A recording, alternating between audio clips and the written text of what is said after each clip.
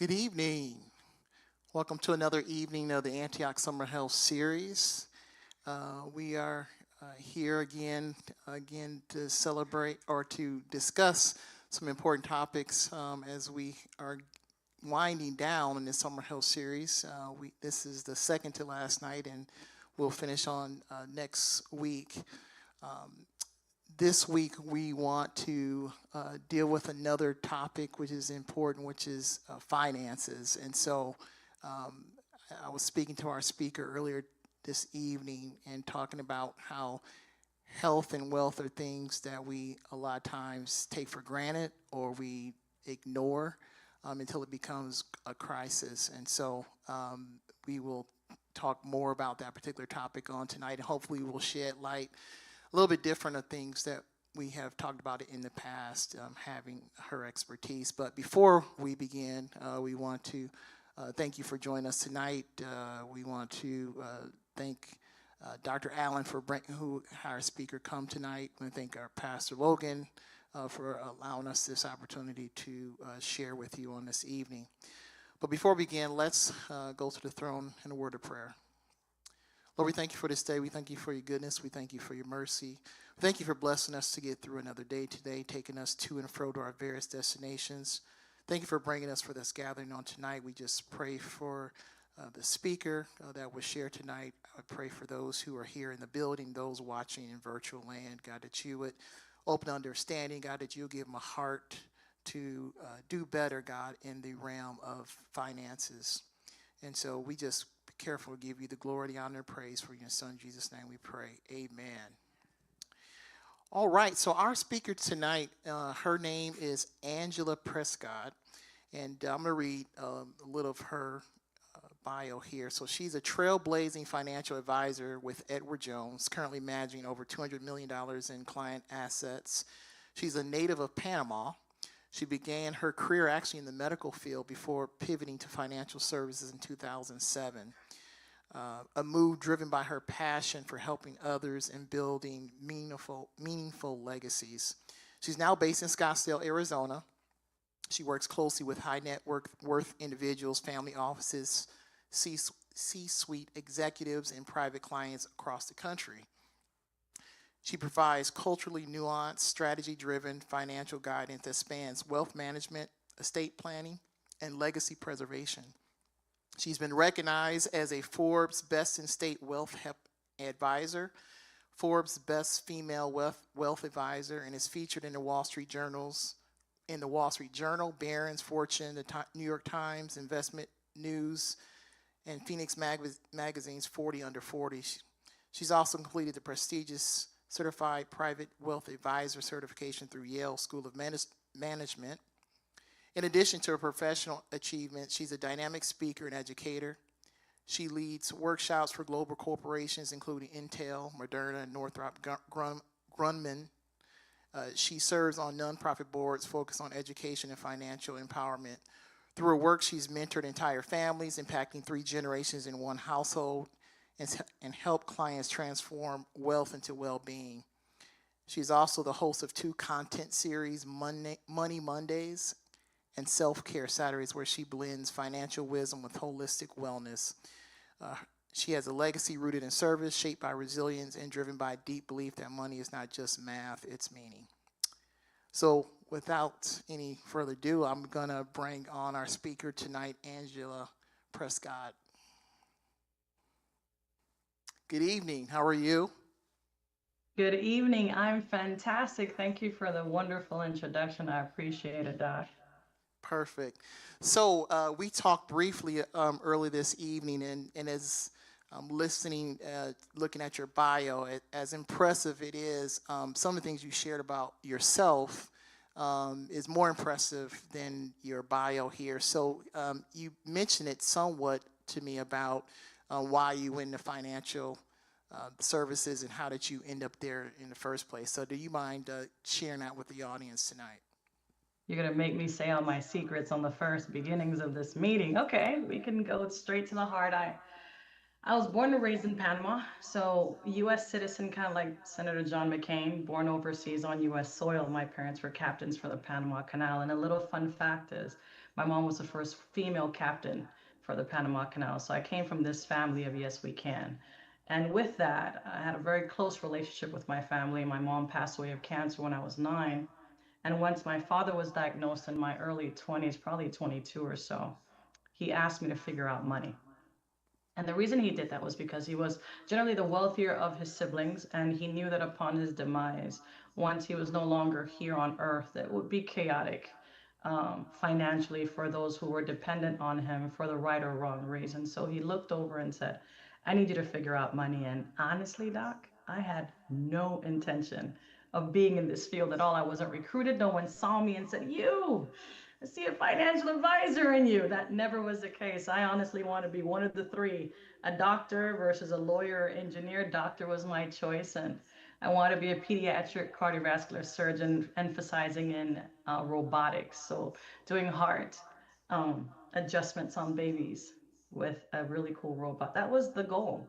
But the closeness that I had with my father and the severity of stomach cancer, he died within 9 months, and I pledged to change direction.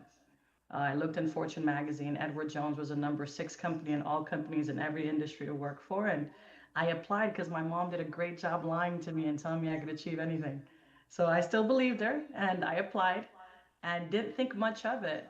And what was supposed to be a 2-year stint to help the family deal with the estate ends up being almost 2 decades now. That's wonderful. Yeah, I mean, sometimes we talk about, we have our own plans, but in the end, God has Yes. plans for us, and those doors open up and we will have to walk into them. So it sounds like you did do that.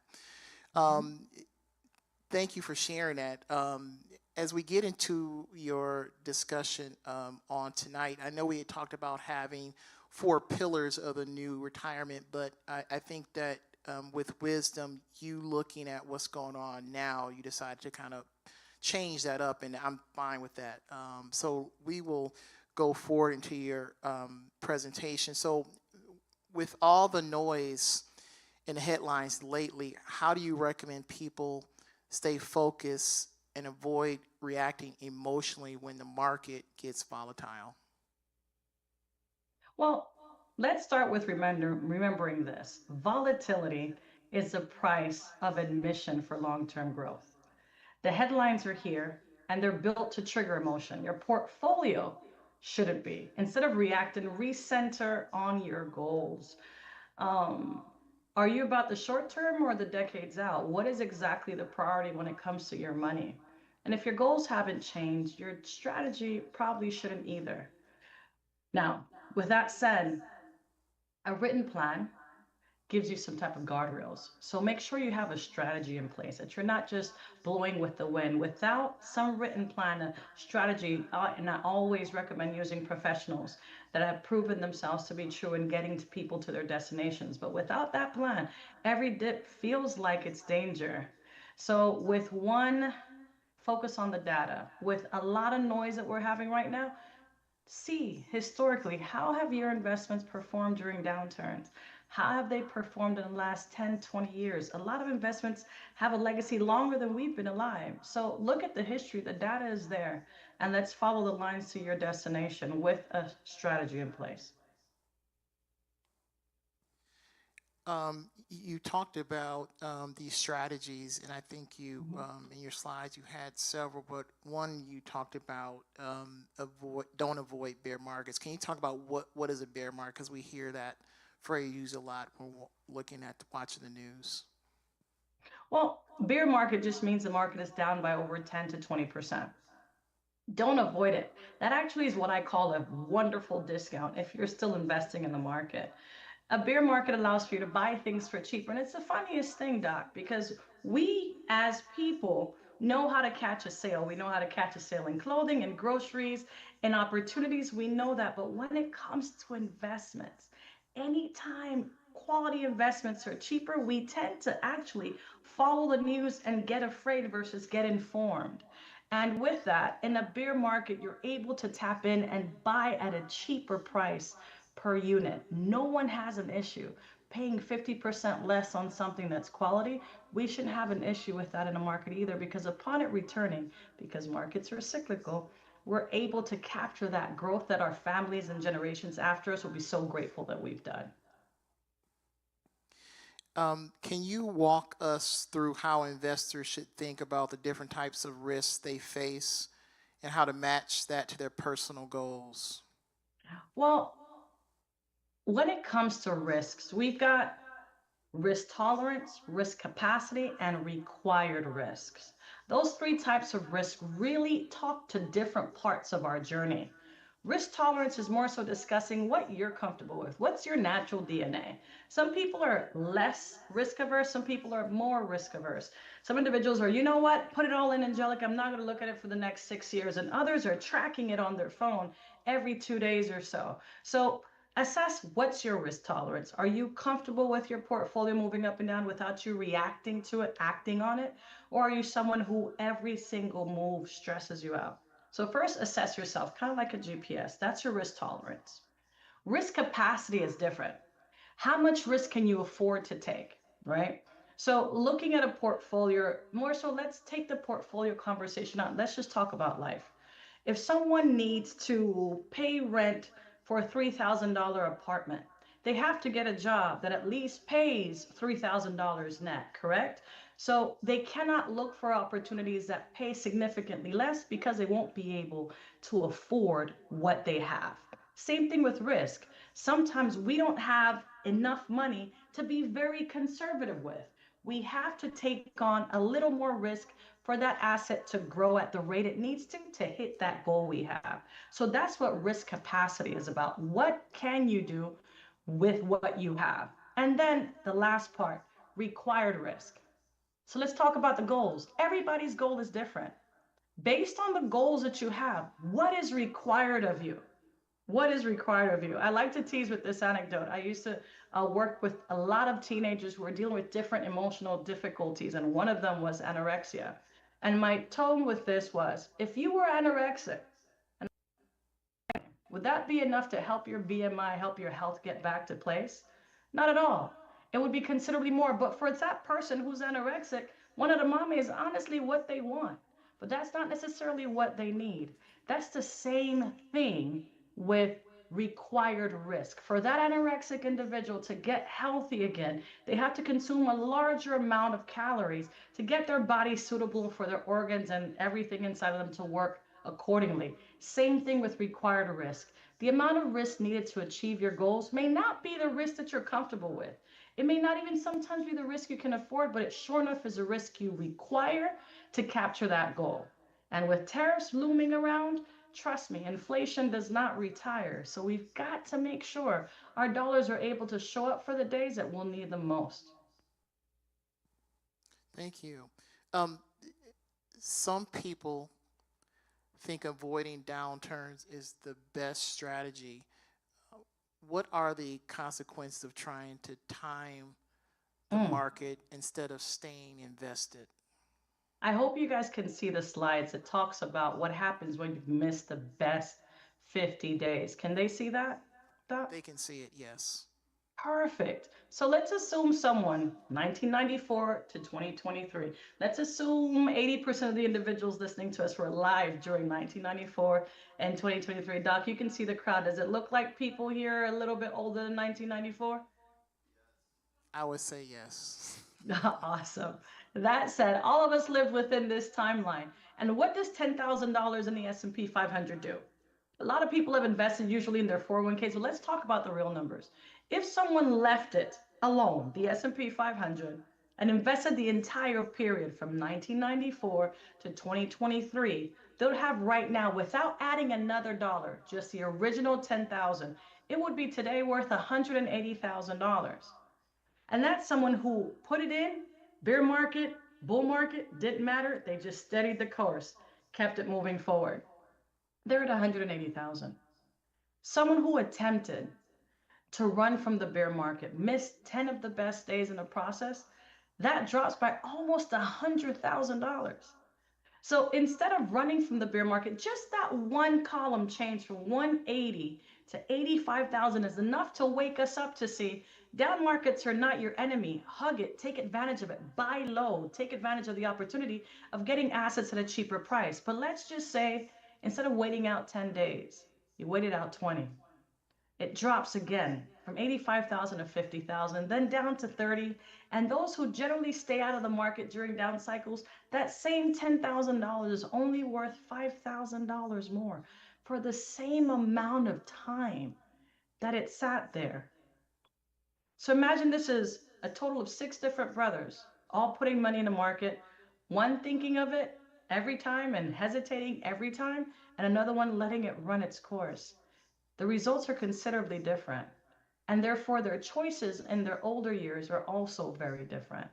So it's very important, always with this tone of using professionals as well to help you with this, to take advantage of holding sound investments throughout the long term. So looking at all these numbers, I know some people can get neurotic when it comes to checking their stocks and bonds, and Yes. so I know that can sometimes do more harm than good. What are some healthier habits for investors trying to stay informed but not overwhelmed? Well, first things first, please don't check your account daily. Individuals like myself, I'm almost 20 years in. Don't let this Maybelline fool you on my face. This is 2 decades practically working here. Let us do our jobs. We're the ones taking care of it. The same way a nurse and a doctor takes care of a patient, let us do what we're specialized in. So you're not the one to do that. Stay out of the noise and the mess of the daily news and emotional triggering information that's given. Be overly vigilant about your investments can truly do harm. Try to ignore the headlines. I promise you, I can find the same type of headlines 20 to 30 years ago in some relation that happened and the market still survived it. So stay out of that. Instead of doing that, I recommend for you to look at the long term. Have your annual, quarterly, trimester meetings with your professionals that are overseeing it. Ask them how it's looking. Are you still on track for making an income of 40 to 80,000 when you're retired? Are you still on track for that? Is there some adjustments you have to make? Ask about the things you can control. And do not allow the things that you cannot control to overwhelm your decisions. And in this faith based community that we're talking to right now, we honestly have a higher force that helps us as well. So focus on the things you can control and leave the other parts to either God, which is what I follow, or allow the professionals to take care of the things they can control. But I promise you, overzealous management of your portfolio causes more harm than good. So switching gears a little bit, can you speak on how people can guard against making poor financial decisions when emotions are running high, whether fear or excitement? Well, here's the thing, look at investments as a relationship. Every one of us has had relationships for more than 1 year with somebody in our lives. And in that journey, usually there are some downturns and upturns, something that you didn't like, something you really did like, and moments where it's kind of flatline. Make sure the decisions that you're making are actually leading to good results. Meaning, don't be reactive. Set rules that are strong that you can stay with. At what point do you need to step in? If the market's down by over 30%, is this where we step in? Create some type of middle ground where you know when it hits a data point, that's when you show up. Make it more data based versus emotionally based. And I promise that logic of that sheet that you saw just earlier of 180,000 will be more likely the direction in which your money will go versus the one at the end that was at 15,000 because they let a lot of emotions rule their decisions.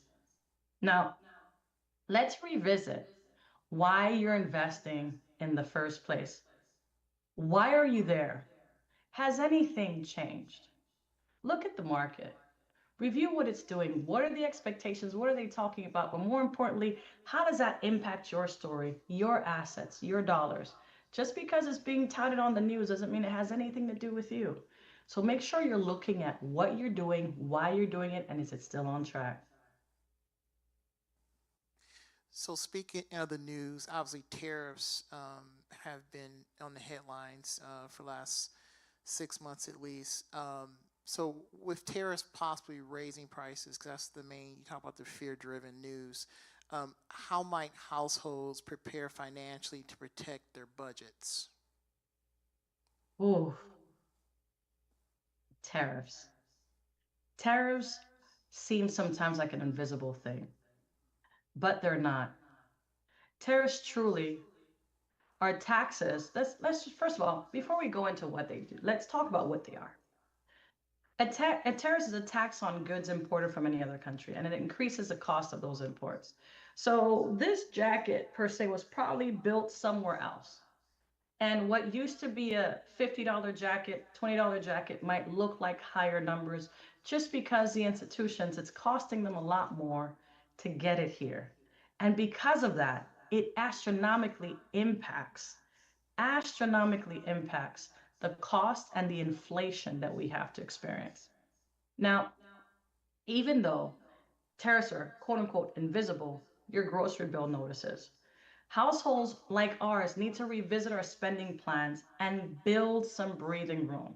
This is a good time to consider looking at longer term contracts for services and goods if inflation and cost of volatility is going to increase them. So, for example, some individuals who have businesses that use outside products are buying in bulk now to make sure that they can get at the price now versus the price is expected to be. If you're already investing, though, you need to remember that there's benefit from exposure to companies that adapt to pricing power and operate globally. So, what does that mean? That means that if you're investing in companies like McDonald's, if you're investing in companies like Apple, Microsoft, individuals like that, they're global companies. So they'll have a little more play to be able to weather tariffs and that inflation much better. And they also mean that they will rise with the cost, they'll also rise in value. So you've got to make sure that not only are you managing your budget, making sure that you give yourself some breathing room. If you have one job and a side hustle, make that side hustle render more. Create more space for you to be financially in a place where you have more wiggle room. And on top of that, make sure you're investing in places where these tariffs can end up profiting you long term. So you had a slide here showing that the different countries, and you talk about how the U.S. is less dependent on trade. So is that clue into what you were saying? So looking at where countries are or companies are based would maybe also uh, change your Yes, selection of stocks. absolutely. And that's where I was mentioning companies like Apple, companies like Microsoft, companies that are global. They're still based here in the US. So they're less dependent on trade than its trading partners. They're already creating things from here. But here's the thing, notice there's still exposure at 24.9%. We still need certain ingredients to do what we do. So are we going to be impacted? Yes. But when it comes to the total GDP, Mexico, Canada, Japan, China, they're impacted a lot heavier than we are. But nevertheless, we are still impacted because there's certain ingredients in everything that we're doing that has a touch of somewhere else. I think in your slides you had three ways to navigate. Can you kind of talk us Hmm. through those three? Absolutely. Let's talk to one. Option one, revisit your budget. Fine tune that budget that you have. Look at where you can substitute or reduce expenses. I call that this is the best time for a healthy meal prep behavior at home. I know since tariffs or even before then, I was on my little goal of getting myself even healthier than I was. And I've been moving in that direction and it's actually saved me on my budget. So it doesn't have to be a penalty. It actually can be a health benefit to us to look at ways where we can monetize our spending in a way that's profitable for our health and our wealth. So substituting and reducing your expenses and creating more income. Remember earlier I was mentioning, if you have a job and a side hustle that you do that you're really good at, I call it your gift behavior. Make that gift pay out more, create more income either within your institution, whether you're a business owner, employee, or if you're retired and you want to get busy again because you want to get active again, creating more income will never hurt you in this space because it's beneficial. Can you take me to the slide that talks about the second point? Let's refresh on your emergency funds. Where are we there? Do we have enough for 2 to 3 months of bills? Or are we overstashed on our emergency funds? Please remember, sometimes too much of a good thing can be bad for you. So be prepared in case of emergencies for expenses to increase. I know they were talking about the price of eggs a while back and how high it's gone. It's not necessarily going to go all the way back down to our good old days. So be prepared for expenses to go up and hold 3 to 6 months worth of total expenses. I heard that you guys did some Dave Ramsey training, so I know you guys are familiar with this already, but it's the idea of 3 to 6 months. Now, 3 to 6 months doesn't all have to be in cash. So here's the Angelica caveat of that. Have 1 to 2 months liquid, and the rest of it can be making some higher interest, even in the world of CDs, certified certificate deposits. Make sure that you're getting as much interest on that lazy money as possible, because as you know, inflation doesn't sleep. And hold the higher end of this range if you're concerned about uncertainty. That means that sentence is only saying at the end of the day, if you have some bills that are coming up, maybe you have to change the air conditioning. Y'all know in Arizona, we can't play about having our air conditions out. So if you have those expenses coming up, right? Super high bills, ACs don't cost $100 anymore. These jokers can be very, very heavy, 4 to even 5 figure expenses. $10,000, $15,000 for units. They have no ceiling as to how much they're going to charge us to keep cool. So in those scenarios, if you know that's coming up, keep a little more cash available, because even those prices are going to be inflated. Why? Because there are parts that they use for that are also coming in from other countries, and they're going to make sure they make their profit irrelevant of whether you can afford it or not. So we've got to give ourselves the opportunity to be able to afford those things and keep those assets that have a goal already set ready and available for it, okay? That's that refresher emergency fund. And then right after that, we're talking about considering accelerating large purchases that could be impacted. That kind of hits on exactly what we said earlier. That air condition unit might be time for us to change it earlier than later, because the price might change considerably even between the month of July and the month of December. So if you're going to do large purchases, if you're going to buy something that's significant, I'm talking things that cost more than $100, please move up the purchase if you can afford it. And examples include autos and electronics. Like I said before, cars are likely, especially foreign cars, are likely to go up in value considerably. And in that case, if you want, you might have to defer from international positions and see if you can get more of the local brands. Why? Because even repairs for those cars might run more expensive for you down the line as well. So tariffs are not invisible, even what car we drive, where we're going to eat, and if we're meal prepping and what things we're buying. Once things cost more, everything changes for us, our budget, our lifestyle, and what we're used to. So we have to make sure we can weather the storm very well. Thank you for that input on tariffs and what we can do to deal with them. You talked about legacy. So to have legacy, we have to have some future planning, in particular estate planning. And this is something Yes. that many people delay. What are the most important reasons not to wait, and where should they start? Well, first and foremost, when it comes to estate documents, why do we have them? We have estate documents to protect what we've built, to protect those that we love, to make sure that the things that we've built go to those that we care about versus to a courthouse, a probate situation, contesting, and somehow, even while we're not here, our assets are depleting in the wrong hands. So the improper documentation may make it harder for the wishes that you have to actually be carried out. And that is very, very, very dangerous. So estate planning, I think, and FYI, I am not an attorney. I am a financial advisor, but I sit in these spaces helping individuals create that because I'm kind of like the family CFO. And with estate planning, we have a couple of things to discuss. Let's talk about the will, and let's talk about a revocable living trust.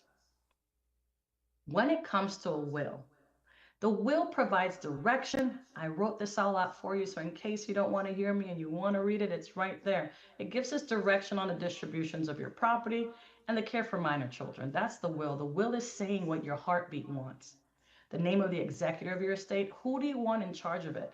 It can be a person or it can actually be an institution. For example, Edward Jones Trust Company is able to execute your will, meaning that no one in the family has to argue, discuss, or debate what should be done after you've said so. We'll literally execute it according to what you said. And it typically, in a will, if that's all you have, it goes through probate. And not all assets can pass through the will. But the revocable living trust, that changes according to the terms of the trust, but it keeps your assets private. Okay? It allows for you to plan. Let's say if, for example, you get in a car, not even you, let's say someone gets in a car accident and they're not able to pay their light bill while they're in a hospital. They're not able to pay their mortgage while they're in a hospital. They can, inside of their trust, give financial power of attorney to an individual to cover those things. Individual or institution to cover those things. You can create a space where no matter what's happening, you created a plan. And it also lets you be very, very, very specific on how you want your assets distributed. But one thing I want you to see is that this typically does not ever touch probate. Your trust protects your assets. I call it the will beyond your lifetime. If you want to make sure, I'll give you an example of how it works. If someone were to pass away and they had young children, they can designate exactly who's going to be taking care of the children when it comes to health decisions, who's going to be taking care of the children when it comes to financial decisions, or who will be taking care of the children when it comes to educational decisions. It could be three separate people, same person, or an actual institution. You could step back and say, you know what? Based on this individual's financial choices, I can trust them to make the right decisions here. But based on this other individual's educational tendencies, they're like to me, so I want them to choose the educational choices for my children, et cetera, et cetera, et cetera. So you're able to stitch something in. Now let's talk about inheriting assets. Inheriting assets can also be impacted by this. So you can say, hey, my kids, I want you to be able to get assets at the age of 21 and only 20%. I don't want you to just go fools with my assets. I want you to tithe a certain amount. The trust can say all of these things. I want you to incrementally get assets based on how you perform at school. We can even have drug tests tied into the trust saying you cannot be on these drugs, and we'll even use hair follicles to test whether you are or not. You have to keep a GP at this level, and I'll pay for your school and your apartment directly without the money actually touching you, but the GPA has to be 3.5 or above. When I tell you, you literally can have all sorts of details in this trust that sits as if you never passed away. The same expectations you had. You could even put in a trust that we expect for your attendance at Antioch Church to be at least 3 Sundays of the month, or else you might be disowned from the trust, and the pastor has to sign off on that. Literally, your trust can speak as if you're sitting on the pew expecting all your great grandchildren to show up in line, because a trust allows for you to be very specific on how your assets are distributed and what you expect to see happen there. Now, let's talk about the titles, estate documents, updating your asset titles. Now, when it comes to that space, review your asset titling to reflect your situation.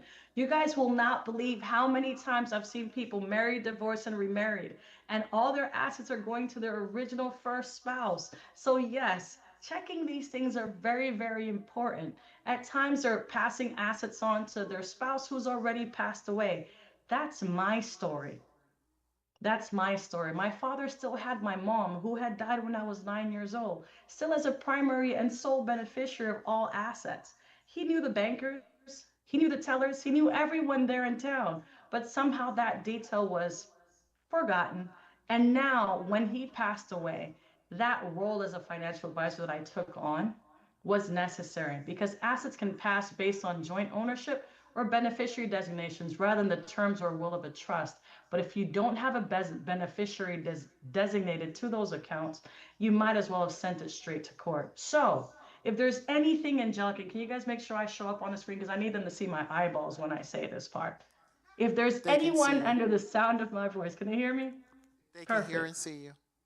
Thank you, Dot. Look at these brown eyes here.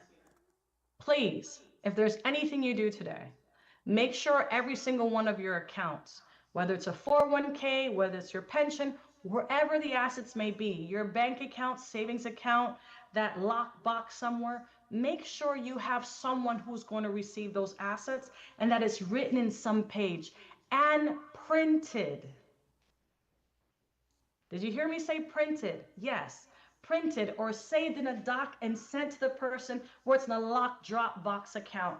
The key thing of this is the following. Nothing can be proved unless it's printed. So you may have something written, but what holds an institution back from saying when the beneficiaries come that they have nothing of record? The only thing that can contradict that is a sheet of paper that those beneficiaries have saying that they are. So if you like anyone a little bit more than you like the government, please print it out. Now, with that said, don't create a reason for you not to live too long, because once they know, your life may be in danger. I'm just teasing. But my point is, we've got to make sure, that those beneficiaries know, or that someone is able to hold that information, so that upon, God forbid, the time where you're no longer on this earth, no one has to learn what your passcode is to be able to see and verify whether they're beneficiaries or not. And I promise you, there's billions, billions of dollars that get escated back to the state, meaning absorbed back to the state, absorbed back into corporations, because no one's come for them after people have passed away. And if there's any community that's phenomenally known for not talking about their money business, it's ours. So please know, in those billions is a whole lot of black money that somehow grandma did not tell anyone she had an account for. So we've got to make sure, not only do we have beneficiaries on it, so you know your to-dos, we've got to make sure you have beneficiaries on everything. And if you don't know where to find it to check, call the place. Because if they have your money, they have an answer. Okay? And then print the document out. Make sure it comes with the correct letterhead of where you got it from, so it looks like a provable document, not something someone could have falsified. And then make sure there's some type of notification mechanism that allows for your beneficiaries to know where to go for things. And if all your beneficiaries are minors, make sure you have an adult that is able to see that they will have what they need to be able to rationalize and save your family from court.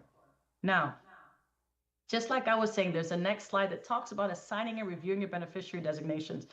Please make sure that your beneficiary designations are set up. Hold on, let me make sure that we're on the right one. Right before that one.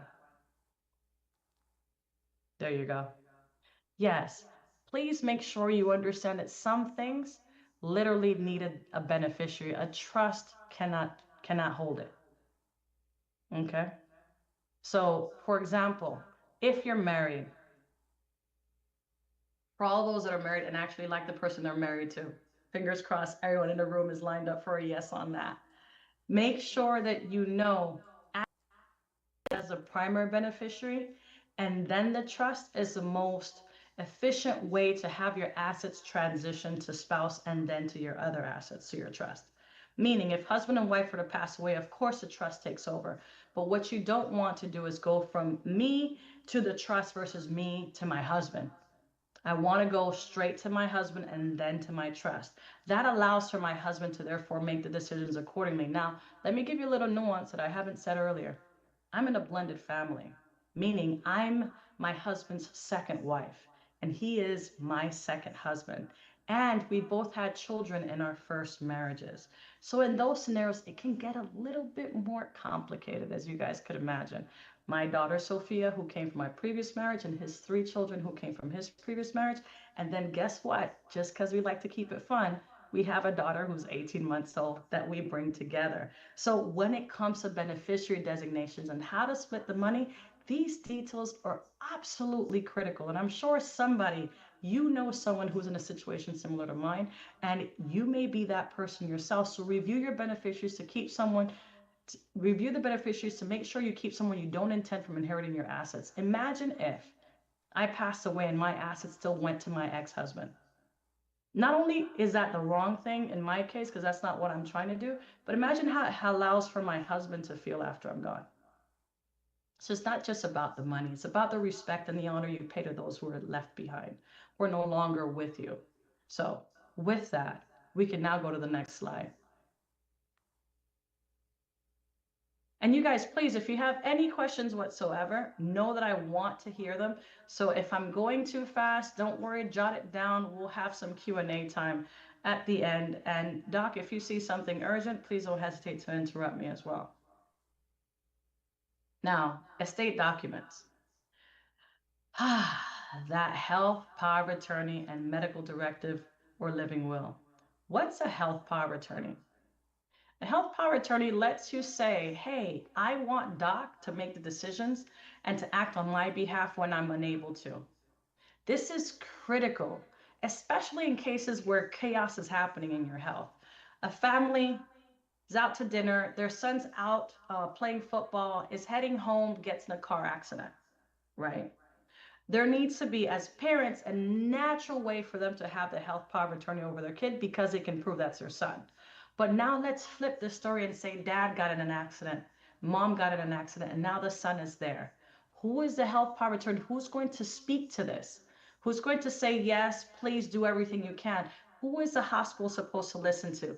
These types of documents are those documents that I want you guys to have in some printed or PDF form, because we literally at times have to send this to hospital institutions, right, to prove that yes, this is a person who has the health power of attorney to speak over this person's life.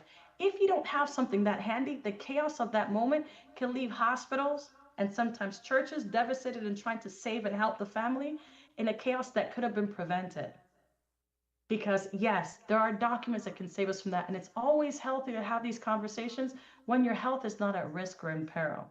Now, that medical directive and living will, it shares your preferences on healthcare issues such as life prolonging procedures. So if you say, I am a complete do not resuscitate person, if I'm no longer here, if I'm deemed brain dead, please do not take the time to have me veg out for another 6 months at the hospital and accrue additional bills for my family. Let me go, right? Or if you say, I'm an organ donor, or I want to make sure that if something happens to me, that everything is stayed intact. I do not want my body to be cut open for surgery. There are some people who have those beliefs as well. So this is where that medical directive living will can speak to that. The power of attorney is for someone to speak for you. The medical directive and living will is for you to speak for yourself as to what your final wishes may be, or what medications or strategies you want to go for or don't want to go for. Some people don't want to have any blood transfusions. There's about at least 150,000 people who acquired AIDS through blood transfusions, way back when the system could not filter for that virus. So if you're that person and you think they might not capture it, you may say, hey, please do not take my blood or give me anybody else's blood. All of those preferences, those nuances that make you unique in how you think, that's where that medical directive and living will falls in. We got to make sure that you have those things written out so no one has to make that decision or guess for you. Now, after we talk about your health, you know we're going to talk about your wealth. So let's look at that estate documents point 5 that talks about naming a financial power of attorney. Who are you going to give access to when it comes to your money? This person makes financial decisions on your behalf, and FYI, a financial power of attorney can act while you're still alive. Now, this lets your loved ones know your wishes. It lets you know exactly who you're putting on, so it's not just whoever the court decides, you get to decide. And of course, my honest advice is always see how they behave with their own money. Do they have an investment portfolio? Do they tithe? Do they save? Are they givers? Are they frugal? Do they spend before they receive? Do not let your heart lead versus your mind. Be very clear. This is not an emotional space for the decision. This is a complete brain decision. And for those who you say, I don't know what to do, I don't know who to pick. I've got 3 kids. I mean, maybe if I pick one, it might cause, contention amongst the others. I've had some clients do this with me. We've given each child about $5,000, just to say a number, and seen how they behave with it. Do they invest it? Do they spend it? Do they go on vacation with it? Are they heavy laden with bills? And that's where it goes. You truly can see someone for who they are if you give them a chance to show you. So that was a way for some of the parents to sit back and just see their children show up for who they were. Sometimes that's who they were at that time. Sometimes that's who they've always been. But there are ways for you to understand exactly who you're giving financial POA to way before you hand it over. And trust me, if the person's behavior changes, you can change the person as well. So don't hesitate. If you have someone and you're like, I don't know how I feel about that, know that that also can be changed. You change that document in your trust and you just get it notarized and it's updated. Now, there's a little go ahead. No, the financial POA, you had mentioned that the person doesn't have to be passed away for that POA to act. Can you give us an example of what that looks like? So if I have a financial POA over your assets, Doc, I can show it to the bank and pull money out of your account. Done. It's that simple. You don't have to come in with me. If it's a notarized document with a raised seal and provable that this is a real document, someone with a POA can go in and say, you know what? Doc's account sitting at 300,000. Hey, Doc, I like that account. I think you need, quote unquote, $50,000 pull to go buy a Mercedes. Financial POA can do that without any repercussions because you gave them the right to do so. So you cannot go to court and say, you know what, Judge? They took my money. They took my money. They're just going to be like, well, look like you signed off on them being able to have access to your money. So therefore, you took your money because you said they can act like you. So therefore, you're trusting that their behavior will be adequate to what you believe is right or wrong in your account. The financial power of attorney is really built to step in when you can't. But after you pass away, that financial power of attorney is no longer functional. So post death, a financial power of attorney, health power of attorney, all the things that end with power of attorney are no longer active. Now it is what is written in your trust that speaks. Okay? So it's only as good until you're gone. Once you're gone, your trust, remember the will go to court, the trust will not. And a will is part of a trust, but a trust is not as small as a will. A will is an ingredient in the trust. They will read your will inside of a trust and then it won't go to court. But if you have a will by itself, please expect the judge will be reading it and will be charging to do so, right? That financial power of attorney at that point, no longer significant. Health power of attorney, irrelevant because you're no longer alive. So while you are alive, if you're in a hospital and you say resuscitate, that health power of attorney can sit back and say, based on our last conversation, she said do not resuscitate. And they will follow that because they have a health power of attorney. So the health power of attorney can speak over you, can make decisions whether you're involved or not. And you're trusting that person to make the soundest decision for you. It's a very powerful position while you're alive.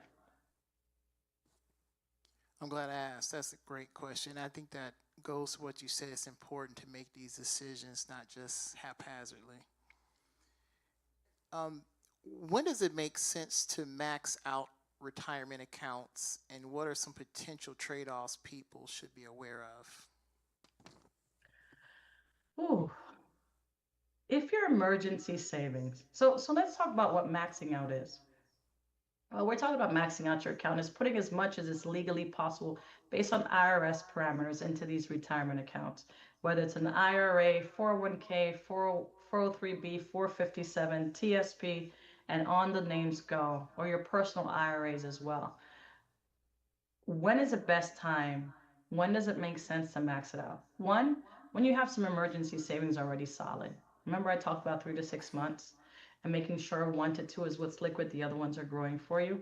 When you've handled your high interest debt, don't throw so much money into your 401k while you have something charging you 29.99% on $50,000. Because as you're putting in here, as you're putting in, as you're putting in water into the pool still has a big hole. Does that make sense? So look at those high interest debts and make sure that those things are somewhat controlled. I always recommend if you want to have credit cards, I don't have an issue with it. I use them myself. It gets me to travel for really cheap, even when I'm getting gas for the car. So credit cards can be very helpful if you use them in a way that they benefit you. But if you're going to keep a balance, try to stay under 25% of the available range. That way it still shows up as you giving yourself good credit. So address your high interest debts, look at your emergency funds, and then maxing out that retirement account will probably be a best move. But here's something I don't want you to mess up on. If your institution is matching you, let's say for every dollar you put in, they match you up to 5%. Try your absolute best to get that 5% in. Okay? Make sure that you get your money to double. There's no other space. The market cannot guaranteedly double your money on the day you put it in. But when your employer is matching you, that's exactly what's happening. So if you can make sure as you're putting money into your retirement account that you're taking advantage of that match, you're winning already. Anything you put on top of that, look at these other factors to make sure that you're still on track. And of course, max it out.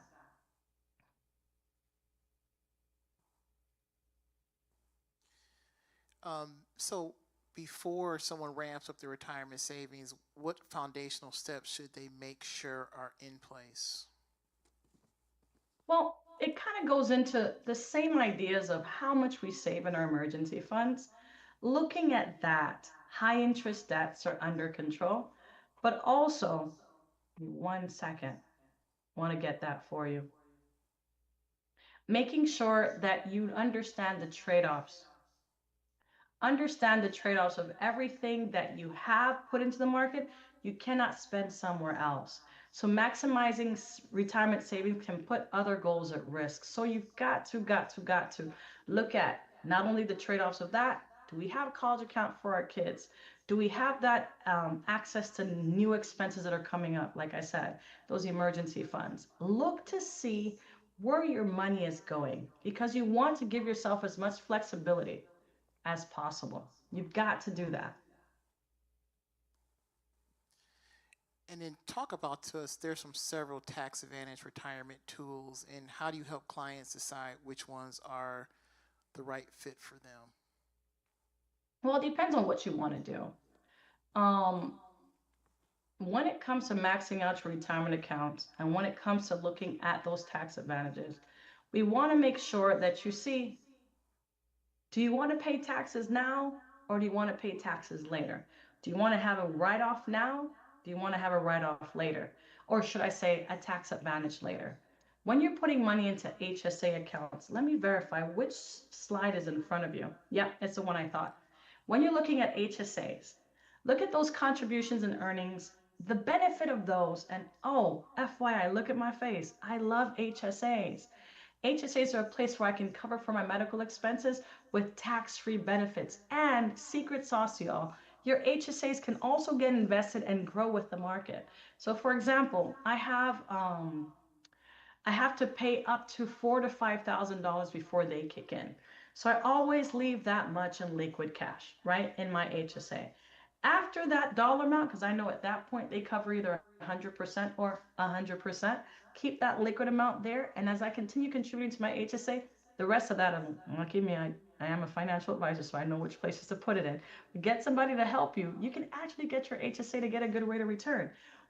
I've never been upset at my HSA making nice 10, 15% return whilst I'm contributing. And I also have that tax-free benefit because I was never taxed on that money I'm using to be able to cover for the Tylenol I'm buying for my headache. So you have to make sure you use that HSA to the best possible way.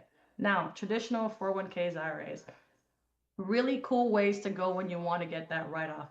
You can lower how much you pay in your taxes each year, and that lowering can keep your whole tax bracket down. So it gives you the opportunity to write something off, keep your tax bracket as low as possible, and those investments can potentially grow tax deferred. What does that mean?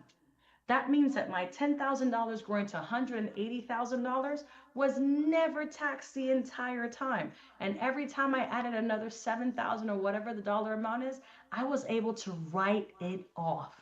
I was able to say, hey, Uncle Sam, I never made that money, right? And in doing that, it continues to grow. It continues to give us an opportunity to be able to develop that estate, that wealth that we are protecting when we create those estate plans. So, benefit of now is what those accounts do. They let us write it off today. They let us be able to say we did not make that money now. We do not want to be taxed on that now. But usually, when it's time to take that money out, it's going to cost us some taxes then. But the idea is that at that point, you're not earning as much. So therefore, you'll be at the lower tax bracket of that time. And you'll benefit from having it grow without being taxed and then being pulled out when your tax bracket is lower because you're not working as much. Hence why you're pulling the money out. That's the benefit of traditional 401ks and traditional IRAs. The benefit of writing it off today. Now, if someone says, you know what? I want it to be tax-free when I touch it. Forget about writing it off now. I want it to be tax-free later. When that's the case, that Roth 401k or Roth IRA is your go-to place.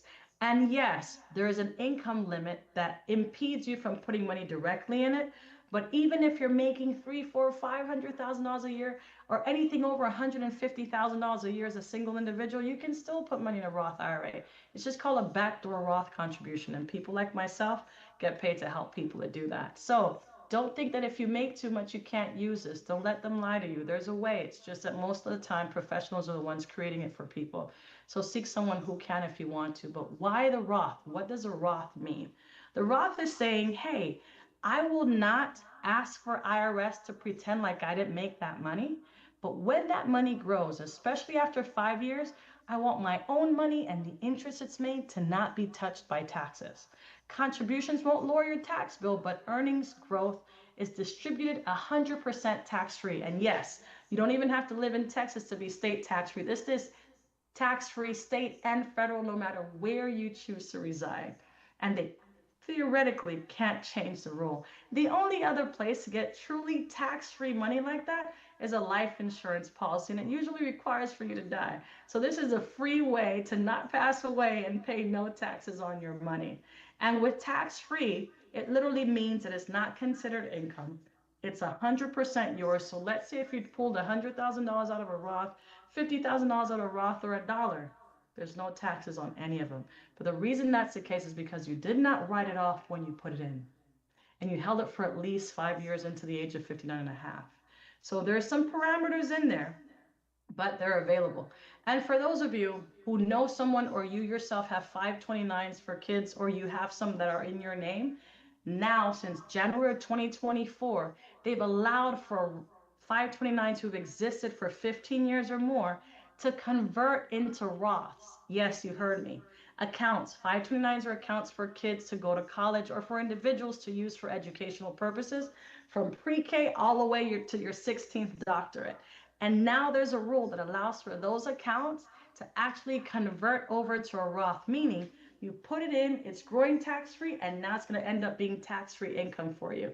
Yes, there's a lot of lobbying involved in this, but I promise you, one of the best things to do for kids, and I know we're not talking about 529s right now, but because those can now turn into Roths, if you have any youngins out there that you want to put money into and create some type of account for their college or any kind of educational thing, or even if you're thinking about going to school again, you can open up a 529 for yourself. I think the oldest 529 account I've opened was for someone who was about 62 years old.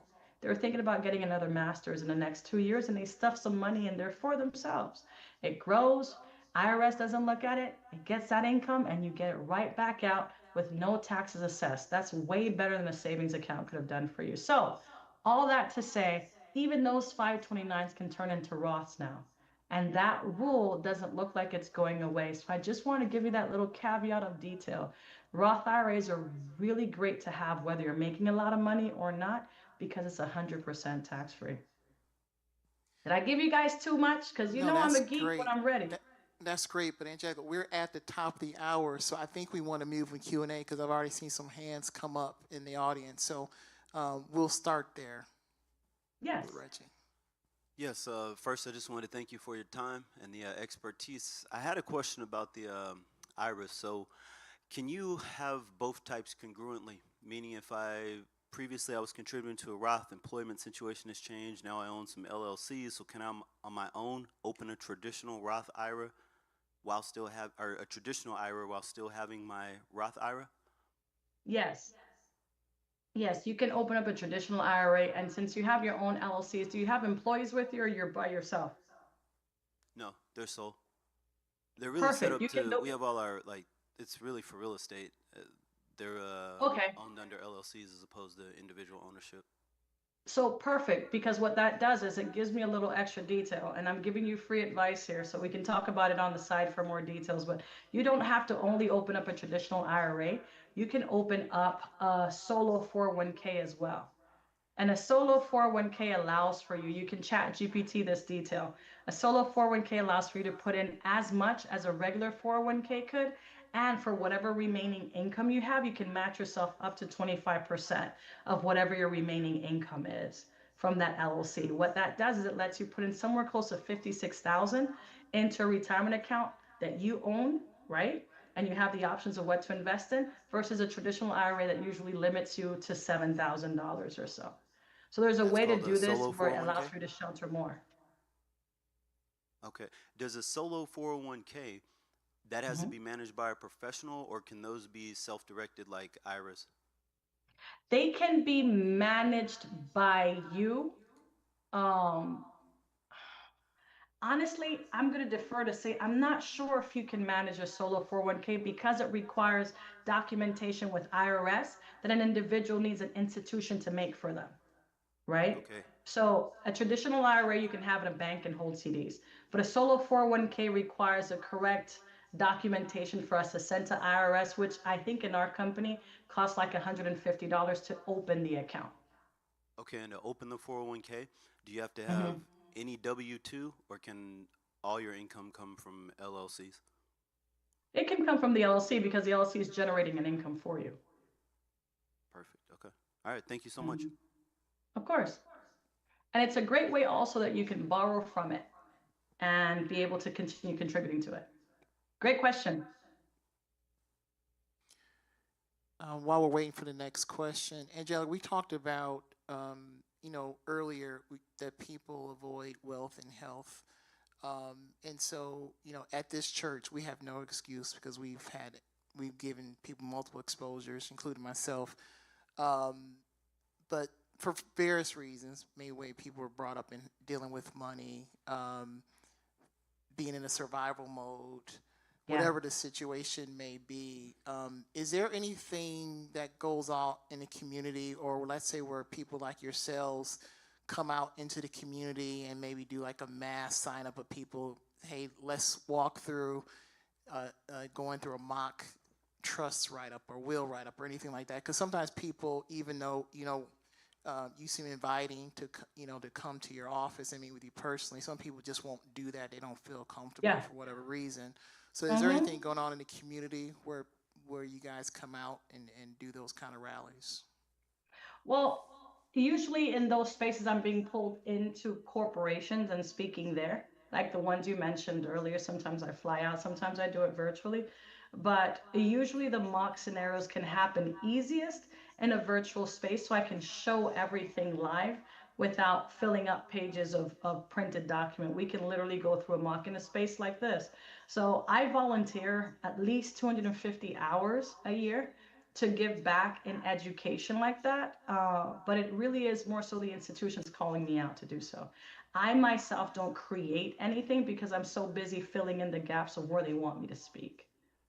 But yes, that information is available. Those conversations are happening. But just like your wonderful church, they're creating the platform for what the people are asking for. Thank you. When you have a financial POA as well as a revocable trust, is Mhm. the financial POA able to make changes to your trust, your No, revocable trust? no, because they're not trustees. The financial POA can go and take all your money though. Right, know that. Your house. Oh, but they cannot change the trust because to do so they would have to sign, right? And the signature is usually given to the grantor or the active members of the trust. Now if you made the financial POA your co-trustee, right? Now they're sitting in the same space as you, the trust originator, what we call the trust grantor. You granted the trust. Now they can speak in light as if they're you. Another small detail, sometimes you could have someone be a co-trustee, but it could require you to have two trustees agree before anything can be changed. So if you do that, then it locks you in with that person. But remember, that also means you're locked into them agreeing with you as well, even if it's all your money. If you make it a two decision play, right? Even though it's your money, you said me and my son have to agree on what I do with my money, for example. So be very give titles to because you can't just openly pull them off. and when you have a POD, um, is there a time frame for when it expires for them to handle your business after you've passed? Well, Paid on, yeah. it depends on the state that you're in. Those things are dependent on the state. That's depending on what they're managing, whether it's taking longer, whether the judge is going to give them more right. Because remember, PO anything, right, has an expiration date, right? And depending on which state they're at or what cases they're solving for, they will have a timeline in which it needs to be completed. That's why we love to have a trust, because the successor trustee has the entirety of time to handle the estate. Great question. Sister Angela. Ma'am, I have a question about when I started looking at my retirement account, and you know how sometimes they would just send the books to the house and I would never read them. Mhm. But then I finally started reading them. And I noticed that there's some of the corporations and some of the things that are being invested, my money is being invested in. I don't agree with what they believe in. What they're doing, Nothing. right. Oh, what they're doing. So are there something or somewhere that I could be putting my money where I know that they have the same like beliefs? Values. Yeah. Mhm. Because some of the stuff they're supporting, I can see what they're doing like on television or whatever it is, and it's Yeah. all crazy, filth, smut, and I just don't want my money to go there anymore. I'm just Yeah. have that question. Yes, there's a way. There's an absolute way, and you are a growing population of people. So don't feel alone in your thought. We actually have designations of assets that are specific to certain objectives. Some are faith-based investments, right? And some are faith-based on a Christian lineup as much as a Muslim lineup. So it's here. It's here. There are investments that actually publish themselves as such. And we as advisors are aware of those investments. Now, with that said, remember I talked about different types of risks? Even then, there are investments in those portfolios that are great performers. I'm not saying that following your beliefs is going to hinder your performance, but I will warn you that it may. Meaning that if I have enough and I'm good on the numbers, right? Then if I go faith based, I have enough. I don't have to worry about any volatility in that space because I'm already on track. But for those, not speaking of you, but for those who are not in a position for their monies to grow, they have to get it to grow because they're starting with something small. They may not be able to have those discriminations because those other options perform at a 10% or less, and these other options perform at 30 or more, and they have to get that to get to their goal. So one of the things that advisors have to sit down and negotiate with the client is saying, all right, I know where you're coming from, and I know companies that you're speaking of, and I can see how they're performing. But if we move out of that and go over here, will we still make our goals or will we not? But yes, there are excellent investments. I do them all the time, right? And as a Christian woman, I have to tell you, as long as we're still on track, I'm always thumbs up with it. But what you'll never see me do is lie. Make sense? Of course. Thank you. Great question. We have another one. Good evening. Actually, my question's very, my question was very similar. Earlier, you mentioned about placing your funds in the S&P. Mm-hmm. Are you referring to just mutual funds? And if you're talking about stocks, what type of stocks and how do you determine which stocks to invest in? Because not all stocks are going to make money. Absolutely. So now you just set yourself up to have a private conversation with me with that question, because that question gets me paid. But since I'm doing, since I'm doing, since I'm doing freebies today, let me just sit down here and start talking numbers. Give you all what these 20 years done gave me. All right, so first and foremost, I'm not talking just about the S&P 500 and mutual funds or ETFs or stocks. I literally customize a portfolio for each client based on what they have, the risk they're comfortable taking, and what is expected from these accounts or these portfolios. So it may be a stock, it may be mutual funds, it may be ETFs, it may be bonds, it may be a blend of all the above. But what I need to know is exactly where they're at and where they're trying to go and what risk we have to take. So for some folks, when we pick a stock, they rather that because they can see what's performing and how. For example, they can say, hey, all right, Costco did bad this month, but I know how Costco performed during COVID and the lines of toilet paper outside. Well, I know they're going to do all right, so I'm going to buy some more Costco while it's low. Versus other people don't want to see that differentiation, so they go more so towards mutual funds. But I The whole reason I exist is to be able to develop those plans and also adjust them as you go forward. Okay, I get a little more specific then. Sure. Look So at him right trying to now, get that I free knowledge. Go ahead. appreciate it. So right now, I invest into TSP, and Mm-hmm. the reason I ask that question is the TSP, of course, is a long-term retirement fund, but Mm-hmm. I'm looking at doing more immediate for now. So that will require sitting down with a professional then. Yeah, I would say a brokerage account is what you're talking about. That's outside of the TSP. But I will say you might not want to take that mic away from your hand yet. The Okay, TSP probably 1 to 2 investments that are sound. The rest of them are garbage. I'll say that to you straight. Okay. I 'Cause agree. I work with the TSP intensely. And thank you for your service in any way that your TSP came about. But we have to make sure that your TSP allocation is also correct. Because most of our assets as people of color is based in retirement accounts if we chose to work for someone, right? So generally the massive money is sitting in that space. And sadly, we kind of leave it to these institutions like Fidelity, Vanguard, or whoever, or the TSP to kind of make decisions for us. Make sure that performance is at least over 15% average across a 3 to 5, 10-year timeline. If it's not, it's sleeping. Okay. And then for immediacy, and it doesn't even have to be immediate, for whatever you don't want to put in your TSP, whatever's sitting in the bank that you did not spend, that joker needs to work for you while you sleep. Okay, so that one needs a professional. I recommend always a professional so you can point at someone who has a license to do this to hold you accountable to make that money grow. If you put it on yourself, to some extent, and I do not go against people investing for themselves because some are really good at it, but it's also like doing your own heart surgery. If you passed out in the process of doing your surgery, you can't blame anybody else but yourself, right? Especially when the services are out there and it's not ridiculously expensive. So seek advice. I'll volunteer myself. I think you're pretty cool. Seek advice and get someone to sit down with you and create that, because guess what? Every single dollar you grow that you pass on to those that you love, or even to the church, will benefit 1,000 folds after you're gone. So we as people of the church, we need to always not only think of ourselves, but think of the impact of our activities for 10 to 100 years later. So absolutely, key thing to do. Anything that's sitting and not working for you needs to get to work. And we can build something with stocks. We can build it with mutual funds. We can build it even with CDs. I'm a broker of CDs. Let me tell you a secret. I see CDs from every single bank in the entire country. So if you want a rate shop,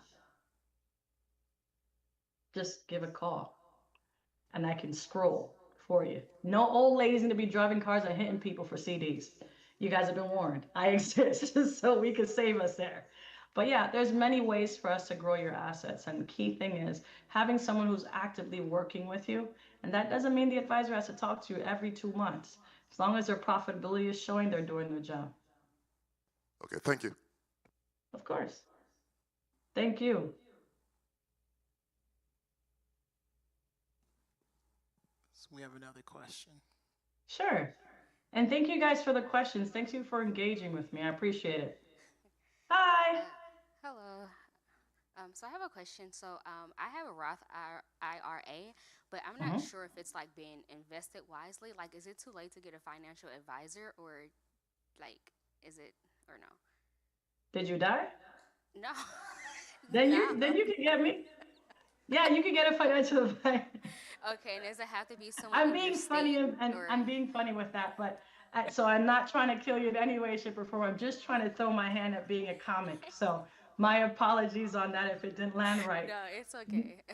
And does it have to No, be no, someone in your state, or can it be anybody, like any I'm financial licensed in advisor? 42 states and growing. So whether I was with you here or you were, the only place one of the people, I'm not licensed in North Dakota. So if you guys want to refer me people there, I can get licensed there. But so right now I ain't got no North Dakotans, but I sure enough have licenses to cover. So whether I'm here or you're in a different place, yeah, you could work with a financial advisor Okay. on your Roth. And you can always get a second opinion. I forgot to mention that, you guys. Whatever you got with whoever you got, get a second opinion. Just have someone look at it and give you a thumbs up, thumbs to the side, thumbs down. You can always stay where you're at, but the key thing is, I've never seen people with wealth hesitate to have a second opinion on that. So yes, you absolutely can get a Roth assessment. Why do you think that it's not behaving well? Just curious. I don't know. I just think it's not being done right. Yeah. Like, I mean, I am still young, so what I kind of see, like, just the return wise as of right now, I'm not saying I'm not happy with it, but I'm like, I feel like it shouldn't be that. So maybe I'm wrong. I'm Yeah. not like a financial advisor, but just like stuff that I see, different things is investing in, kind of like I don't know her name, but the lady over there said, uh, Mm-hmm. yeah, I just was like, I don't really like this. So I do know I can, like, switch out investments and stuff like that, but I don't know how to do that. Mm-hmm. So I just kind of Mm-hmm. keep it, even though some stuff I'm not happy with. Absolutely a great time to get assessed. A great time to get assessed.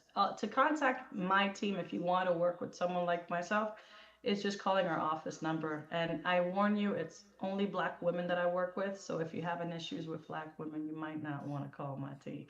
But Yeah, that's it's fair. myself and two of the head honchos there are Tanasha and Marquita, and they're excellent. They'll be able to look over your stuff and get to me and give you an answer back. Okay. How will I get your contact information from Dr. Pullins, or would you like put it up somewhere? If you go on your phone and you type Angelica Prescott, Prescod, Okay. on Google, you will find me. Okay. I am Googleable. And yes, Doc will have my contact information as well. But I just wanted you to know it's in your phone. You've got Okay. YouTube videos of me talking about money. I am everywhere. I wish I could hide, but it's too Okay. late. Okay. It's Thank too you. late. Absolutely. And just a quick ask from the congregation for those who are listening to me, if you guys can find me on Google and post a review on how this meeting went and how I educated, that would be wonderful. Because it comes better off when others speak for me than when I speak for myself. I'd really appreciate that. We definitely will do that. We have another question. Great.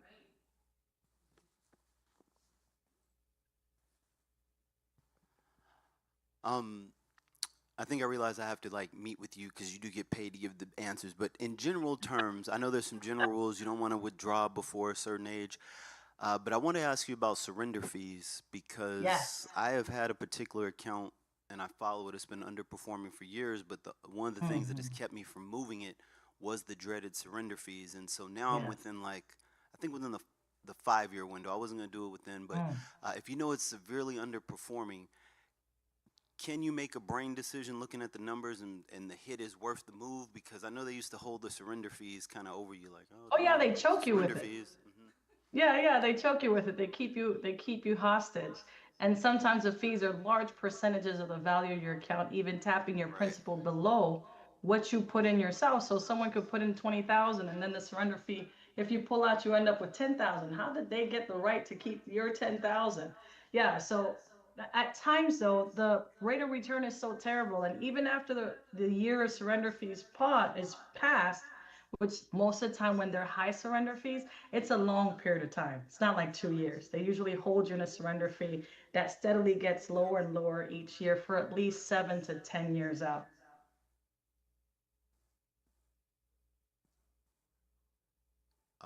Quick pause, please. We lost sound. Hold on, sorry. Angelica, 1 second. We just lost you just for a quick second. Okay, Okay, we hear you now. Go ahead. awesome. So sometimes these surrender charges can push you out to hold things out for several years, right? And they only reduce the surrender penalty amount by very little each year. We can look at the diagram that you have, what it's performing like, what the end result will be when you pull out, and give you an advice concerning whether it's worth waiting or not. Most of the time, most of the time, depending on how terrible the savagery will be on the surrender, sometimes you have to take a loss to actually end up with a win. Here's why. Here's why. A lot of those investments are predatory, right? They promise you something really good when you get in, and then somehow that really good doesn't pan out. I call it that you got catfished on an investment. Um, but if you're able to get out with some of your money, put it into something that averages, let's say, 10%, that loss will end up not being a pain to you for the same window of time that you're just trying to break even while staying in that investment. You follow me? Right. Yeah, absolutely. Thank So, you. for example, somebody has $20,000. The surrender charge is going to be 10. You're going to come out with 10, lose $10,000, and they somehow don't look like criminals. Don't ask. Don't ask. The system is wired against us at times.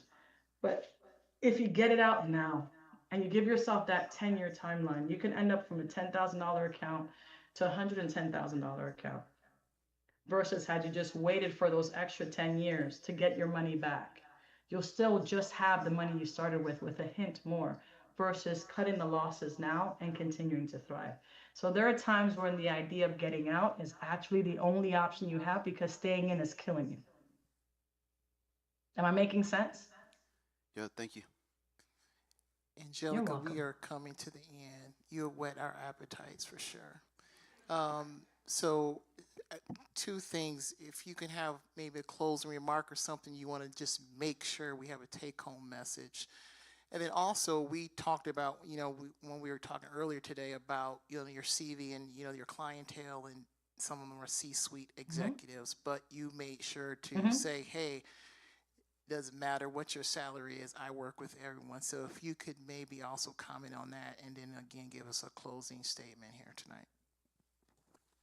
Well, first of all, thank you so much for recognizing what my CV says. And yes, after being on Forbes, being the first Black woman on Forbes in the state of Arizona, for female best advisor, and also best advisor across male or females for the state of Arizona. And I think I'm one of 3 in the country on Forbes as we speak, let alone Barron's, Wall Street Journal. All that extra jazz is great. So the accolades are there. I've done it. I've paid my dues. I've paid respect to my parents. That is true. But one thing I also pay respect to is understanding where I came from, and understanding the importance of helping people who are willing to listen to achieve the goals that they really are intended to achieve, to exponentially boost people's financial place, not only for them, but for generations that will never even get to meet me. You see, I want to make sure that I work with the gift that God has given me, whether I intentionally wanted to be an advisor, which you guys know I didn't, but I somehow ended up in this seat, and I'm holding true to that one respect my father said, make sense out of money for people. And I'm doing that today. So if you're willing to listen, if you're taking your financial journey seriously, one thing that I do fire, and I'll give you this disclosure, I don't play with our time. So if you're serious about what you're doing, you want to go forward, irrelevant if you're the janitor who's getting no more than $2,000 or $1,000 a month to the executive CEO suite, I'm willing to work with you, because I believe that if someone's willing to listen, I'm willing to instruct. Because the magic of making money, I've got down. The key thing now is just to make more people achieve it. My personal goal in my life is to have impacted enough lives that over 1 million people of color are multimillionaires because of my advice. Okay. And I'm 42, been doing this for almost 20 years. So I have another 20, 30 more to go. So I kind of enjoy what I do. Yes, Doc? That's great. That's Angelica Prescott, Prescod.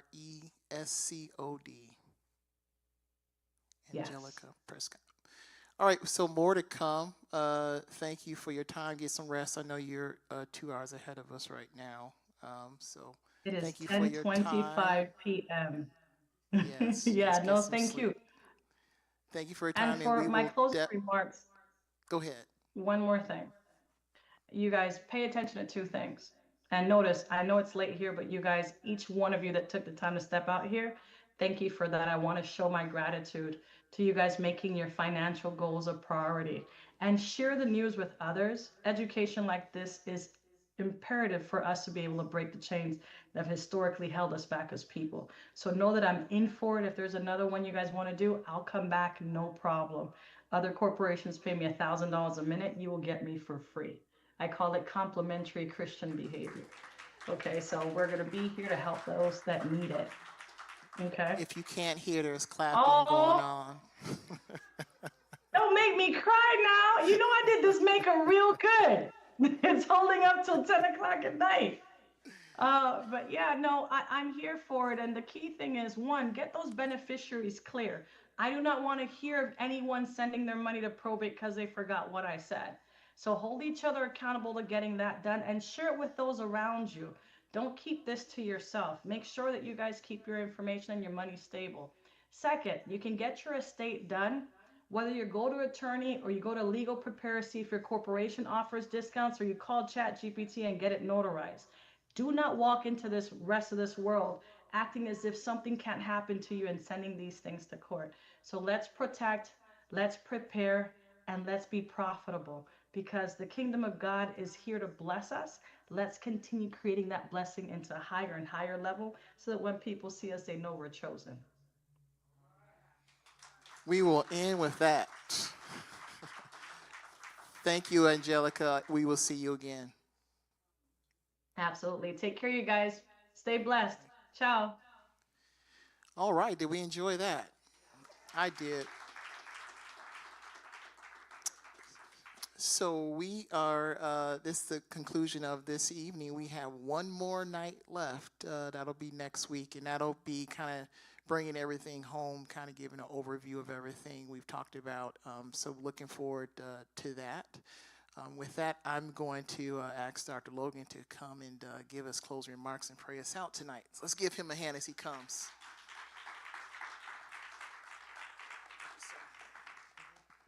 Let's just give Dr. Pullins a hand and Angelica Prescott a hand.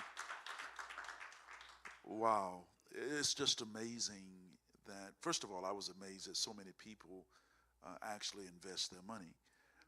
That's such a wise thing to do.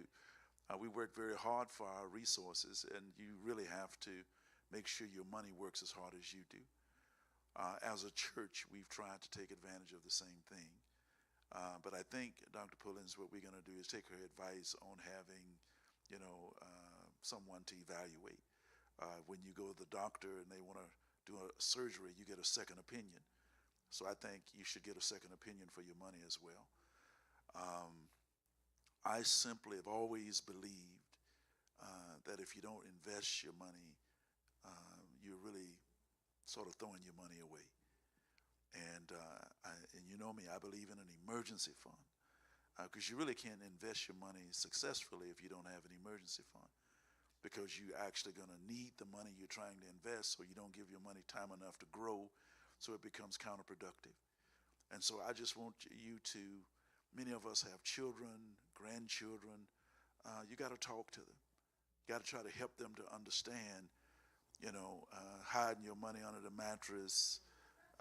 Inflation sort of erodes the value of your money. But you'd be surprised at people who just put their money in the bank. Well, guess what the bank does with your money? They do what you should do. And so if they can invest it and make money, then why can't you invest it for yourself? And I think a lot of times, too, we'll have $100,000 in savings, and we are very proud of that.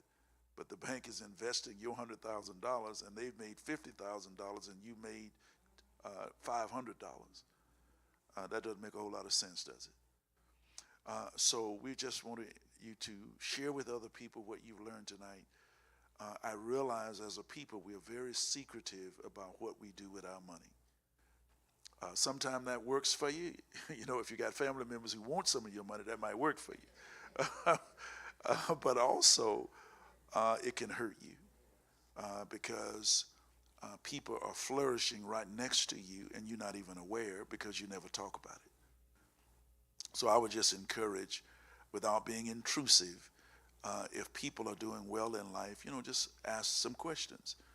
How did you get to where you are? And they might say, well, I invested, with a good broker. Then you might, if you don't know anything about that, well, how do you do that? Can you help me get started? That's what this is about.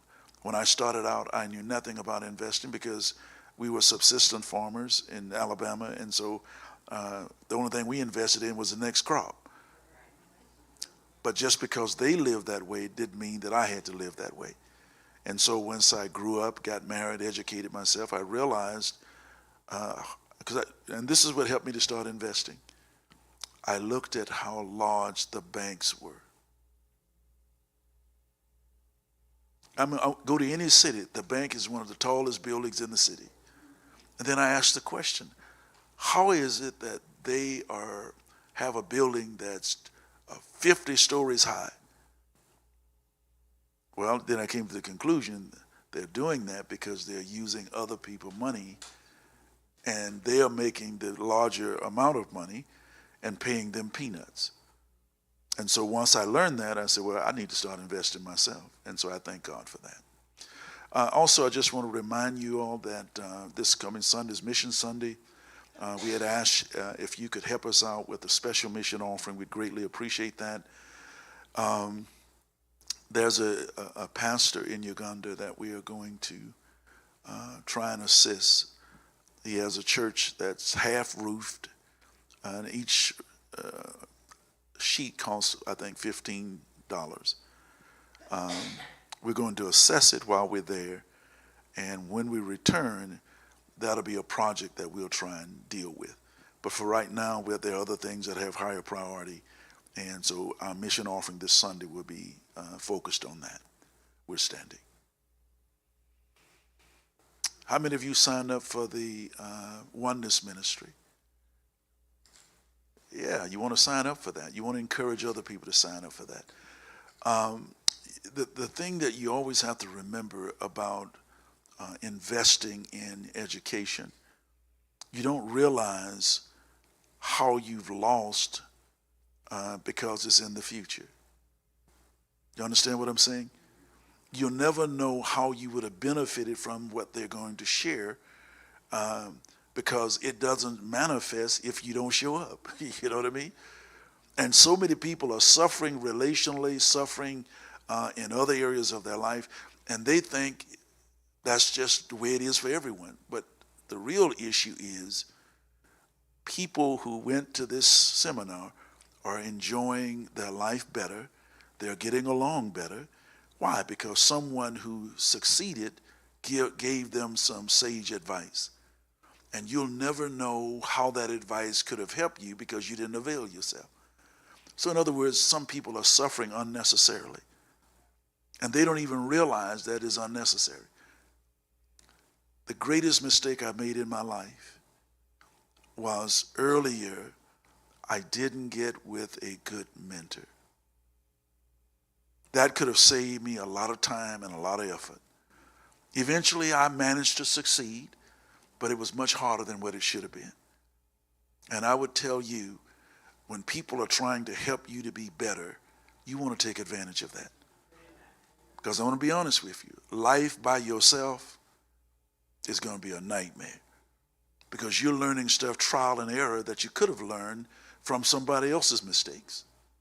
So you don't want to succeed in life by going through it yourself. Sometimes it's so traumatic, you don't want to go through it.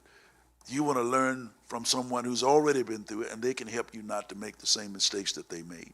Does that make sense? Bow your heads with me. Father, we are just grateful for the Antioch ministry. Just think, Father, if this ministry didn't exist, all of the things that we would not have heard. But because it does exist, you have blessed us to hear things that have changed our lives forever. And for that, Lord, we are grateful. And Lord, I pray that we will value the ministry that we are blessed to be a part of. That we will see the good that it's doing, that we'll be willing to support it so that it can do even greater good in the future. Now, Lord, I pray tonight that what we've heard from Angelica, oh God, that we will not just let it go in one ear and slide out the other. Help us, if necessary, to contact her so that she can evaluate what we're doing and give us sage advice. She's a believer, and she wants us to prosper just as the Lord has prospered her.